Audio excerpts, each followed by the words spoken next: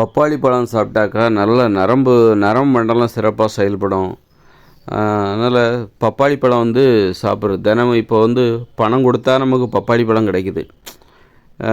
நாமளே உற்பத்தி பண்ணி பப்பாளி பழம் சாப்பிட்ணுங்கிற அவசியம் இல்லை. பணம் கொடுத்தா கடையில் போய் காசு கொடுத்தா பப்பாளி பழம் வந்து நமக்கு கிடைக்குது அப்படின்னா அந்த வாய்ப்பை பயன்படுத்திக்கணும்.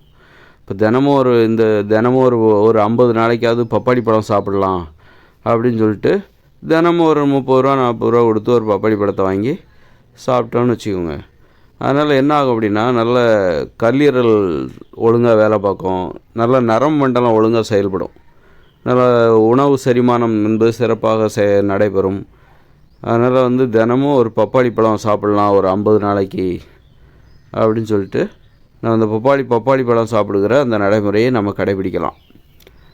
உணவு செரிமானம் ஆவதற்கு மிகவும் உதவி செய்கிற ஒரு பழம் தான் பப்பாளி பழம்.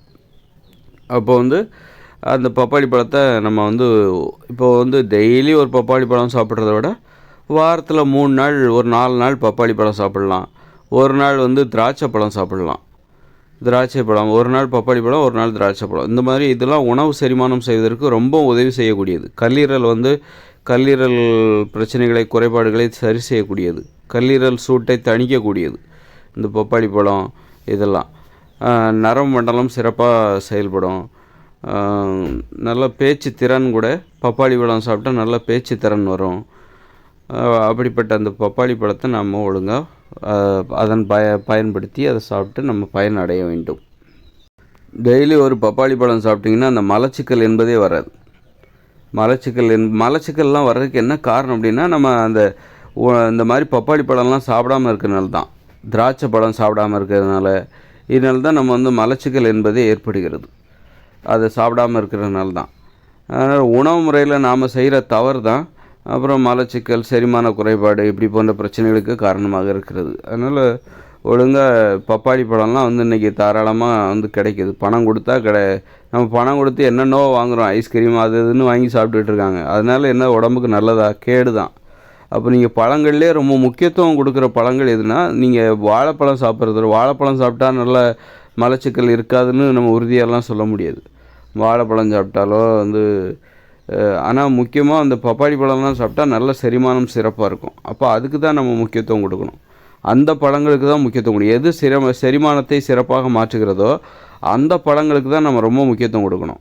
திராட்சை பழம், பன்னீர் திராட்சை, இதெல்லாம் வந்து அப்போ அதெல்லாம் சாப்பிட்டாக்கா இந்த செரிமானம் என்பது சிறப்பாக நடக்கும், மலச்சிக்கல் எதுவும் இருக்காது, கல்லீரல் ஆரோக்கியமாக இருக்கும், உடல் பருமன் ஏற்படாது. மலச்சிக்கல் தான் உடல் பருமனுக்கே காரணமாக இருக்கிறது. அதனால் நம்ம வந்து பிற உணவுகள், இந்த சுவைக்கு அடிமையாகி நாம் சாப்பிட்ற பிற உணவுகளை தவிர்த்து விட்டு, ஏன்னா நம்ம இப்போ இந்த மாதிரி பழம்லாம் சாப்பிட்றதுக்கு நமக்கு பணம் தேவை. அப்போ அந்த பணத்தை வச்சுக்கிட்டு நம்ம உடம்புக்கு நன்மை செய்கிற பழங்களை சாப்பிட்லாம். இந்த பணத்தை வந்து நம்ம உடம்புக்கு நன்மை செய்கிற உணவுகளை நம்ம வாங்கி சாப்பிட்லாம். சாப்பிட்டாலே வந்து உடல் பருமன்லாம் குறைஞ்சிரும், நல்ல மலச்சிக்கல் எதுவுமே இருக்காது. சும்மா உடலுக்கு தீங்கு விளைவிக்கிற உணவுகளை போய் கடைகளில் வாங்கி சாப்பிடாம, அதுக்காக பணத்தை போட்டு செலவு செய்யாமல், இந்த மாதிரி உடலுக்கு நன்மை தருகிற பழங்கள், இதுக்கு தான் முதல் முக்கியத்துவம் கொடுக்கணும். உங்கள் உணவுகளில் இங்கே தினமும் பப்பாளி இடம்பெறுகிறதா, அல்லது வந்து திராட்சை பழம், ஒரு நாள் பப்பாளி பழம், ஒரு நாள் திராட்சை பழம், இன்னொரு நாள் அன்னாசி பழம், அதுவும் பயங்கரம் நல்ல உணவு செரிமானத்துக்கு உதவி செய்யக்கூடிய பழம். அது மாதிரி ஆரஞ்சு பழம், அதுவும் நல்ல உணவு செரிமானத்துக்கு அதிக உதவி செய்யக்கூடியது. இப்படி எதெல்லாம் உணவு செரிமானத்தை ஊக்குவிக்கிறதோ அந்த உணவுகளுக்கு முதல் முக்கியத்துவம்.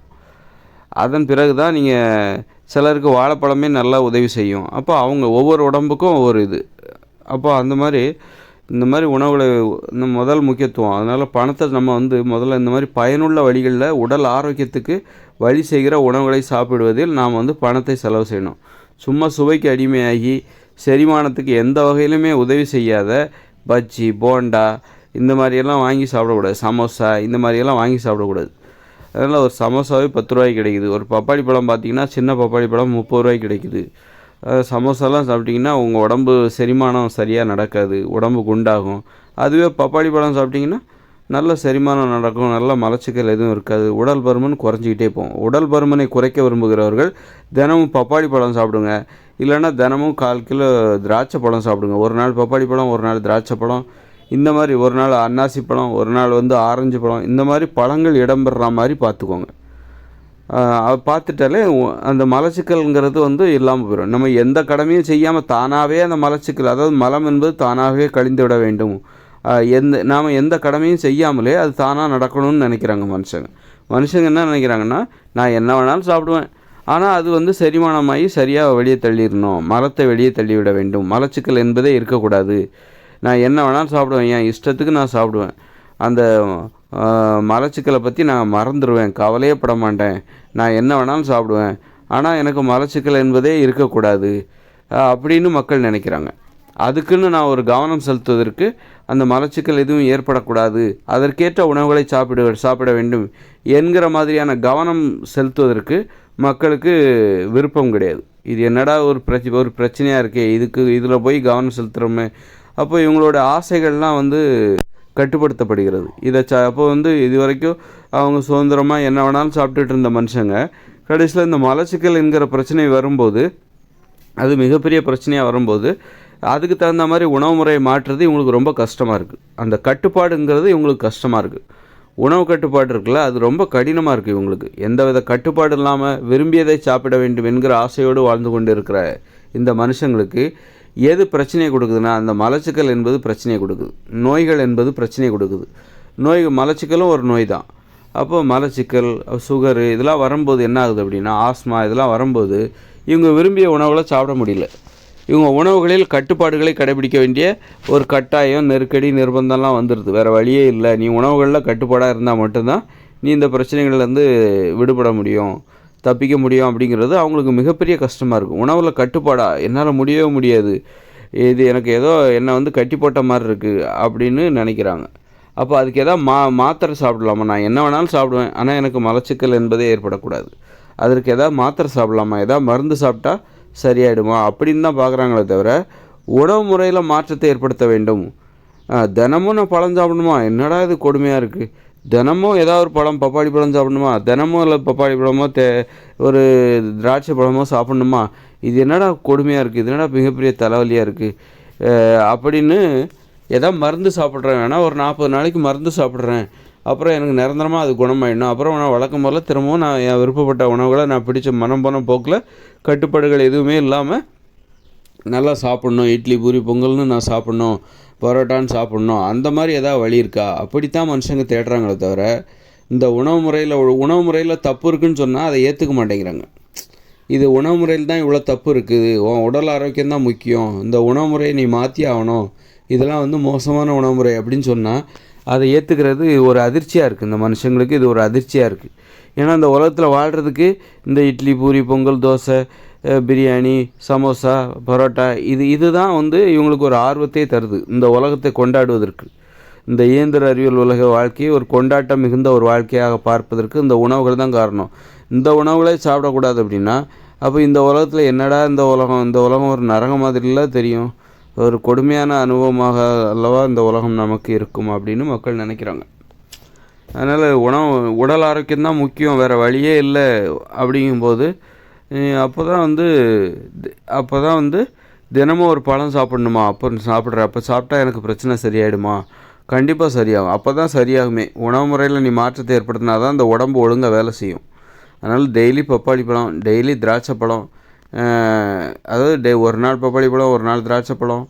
பணம் இருக்கிறவங்கெல்லாம் உண்மையிலே நல்ல இந்த மாதிரி வாய்ப்பை பயன்படுத்திக்கணும். நிறைய பணம் வச்சுருக்காங்க, ஆனால் அவங்களுக்கு இப்படி ஒரு கவனம் இருக்குதா அப்படின்னா இல்லைன்னு தான் அர்த்தம். இல்லைன்னா நிறைய பேர் அந்த மாதிரி கவனம் இல்லாமல் தான் இருக்காங்க.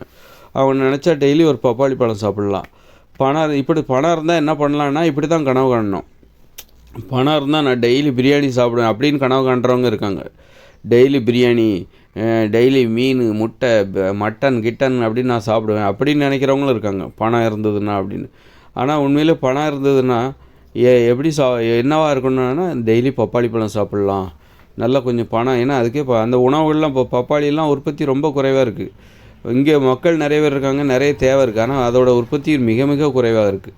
இப்போ டெய்லி பார்த்திங்கன்னா இப்போ வந்து சீசனில் பப்பாளி பழம் வந்து இந்த 8 கோடி பேர் இருக்காங்க இந்த தமிழ்நாட்டில் அப்படின்னா, ஒரு குறைஞ்சபட்சம் 3 கோடி பேராவது ஒரு நாளைக்கு பப்பாளி பழம் சாப்பிட்றாங்க. தினமும் பப்பாளி பழம் தினமும் சாப்பிட்லன்னா ஒரு நாள் விட்டு ஒரு நாள் சாப்பிட்றாங்க அப்படின்னா கூட, அப்போது தினமும் நமக்கு வந்து ஒரு ஒரு ஒரு பப்பாளி பழத்தை 2 பேர் சாப்பிட்றாங்கன்னு வச்சுக்கோங்க. அப்படின்னா தினமும் நமக்கு ஒரு 1.5 கோடி பப்பாளி பழமாக 2 கோடி பப்பாளி பழமாக தேவை. 8 கோடி மக்கள் தொகை கொண்ட தமிழ்நாட்டில் ஒரு நாள் விட்டு ஒரு நாள் பப்பாளி பழம் சாப்பிட்டா கூட அந்த சீசனில் பப்பாளி பழம் கிடைக்கிற சீசனில் ஒரு தினமும் ஒரு 2 கோடி பப்பாளி பழமாக நமக்கு தேவை. ஏன்னா ஒரு நாள் விட்டு ஒரு நாள் தான் நம்ம சாப்பிட்டாலே போதும். அதில் ஒரு பப்பாளி பழத்தை 2 பேர் சாப்பிட்லாம். அப்படிங்கும்போது அப்போது ஒரு நாளைக்கு ஒரு 2 கோடி பப்பாளி பழமாவது நமக்கு தேவை. ஆனால் அந்த உற்பத்தி இங்கே இருக்குதா? இல்லை. அது மாதிரி திராட்சை பழமும் பார்த்திங்கன்னா ஒரு 2 பேருக்கு 1 கிலோ திராட்சை பழம் ஒரு நாள் விட்டு ஒரு நாள் தேவைப்படுதுன்னா அப்போ பார்த்துங்க எத்தனை கோடி வேணும்னு நீங்களே கணக்கு போட்டுக்குங்க. எனக்கு அது கணக்கு வரல.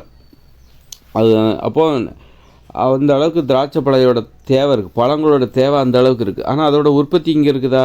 இல்லை.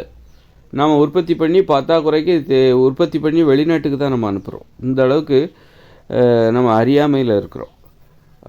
நம்ம தேவை என்னங்கிறது தெரியாமலே நமக்கு என்ன தேவை தெரியுமா? நம்மலாம் வந்து இந்த இட்லி தான் தேவை, பூரி தான் தேவை, பொங்கல் தான் தேவை அப்படின்னு சொல்லி. ஆனால் இந்த உணவுகளை சாப்பிட்டா உடம்புக்கு உண்டாகும் நோய்கள் வரும், அதுதான் வரும்.